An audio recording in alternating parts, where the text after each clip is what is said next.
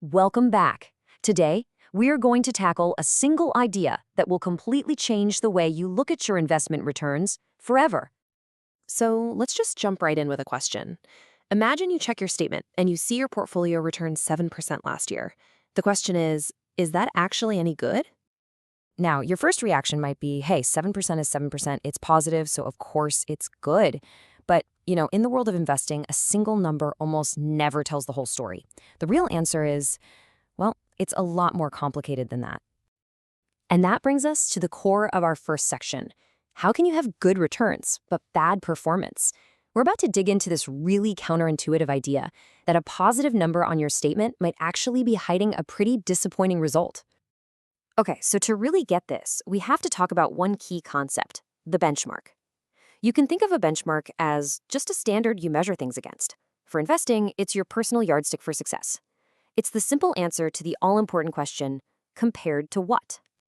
Now, for some people, this is super easy. If your whole portfolio is just US stocks, for example, your benchmark is the S&P 500. It tracks the 500 biggest companies in the US. You just compare your number to the S&P's number, and you're done. But let's be real. Most of us don't have portfolios that simple, right? We've probably got a mix of things. Some US stocks, maybe some international ones, some bonds. So what's the yardstick then? How on earth do you measure a portfolio that's spread out all over the place? This is where it gets really cool. We're going to solve this puzzle by building something called a synthetic benchmark. So what is a synthetic benchmark? It's exactly what it sounds like. It's a custom-built yardstick. Instead of grabbing some off-the-shelf index, you create a personalized one that perfectly matches the unique DNA of your specific investment mix. It's a benchmark made just for you. And you know what? It's surprisingly easy to build one. It's just 4 steps. First, you just write down your exact investment mix. What percentage you have in each bucket. Second, you find a market index that represents each of those buckets.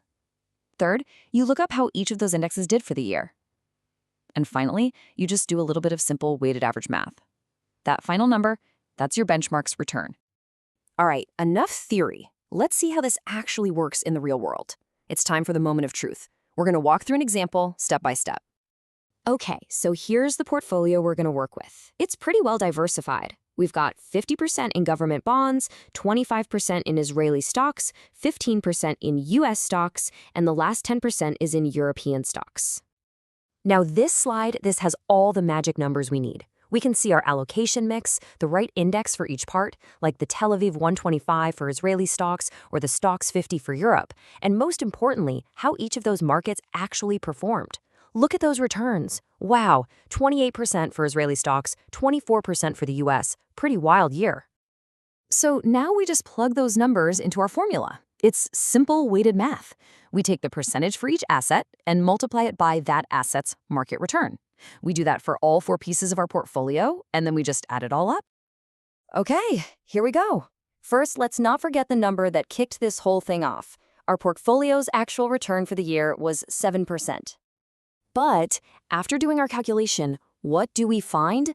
The return of our custom-built synthetic benchmark was 13.1%. Whoa, that is a huge difference. And this right here, this is the whole point.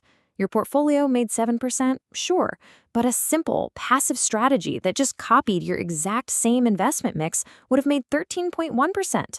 So that 7% return, it was actually a massive underperformance. You basically left almost half the potential gains on the table. Now, you might be thinking, this is just a neat little trick for analyzing your own stuff. But it's not. This is exactly how the entire professional financial world operates. I mean, this isn't just some academic exercise. This is the real deal. It's how thousands of mutual funds get ranked against each other. It's how financial advisors decide where to tell their clients to put their money. It's how banks create those top performer lists. And it's how the people managing gigantic pension funds are judged. And believe me, the stakes are huge. The funds that can consistently beat their custom benchmarks are the ones that get all the buzz. They get the 5-star ratings, they get written up in the news, and because of all that, they attract billions and billions of dollars in new money. In this business, relative performance is everything. So, after all that, what's the one thing you absolutely have to remember? Let's boil it all down in our final section, your key takeaway. If there's only one thing you take away from all this, please make it this idea. Absolute return tells you what happened. But relative performance, that tells you if what happened was actually any good. A 7% return is just a fact, but knowing you got 7% when you could have easily gotten 13% for the exact same risk, now that is true insight. So I'll leave you with this thought.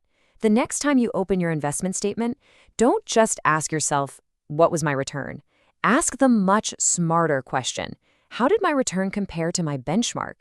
That's the question that really matters. Thanks for tuning in.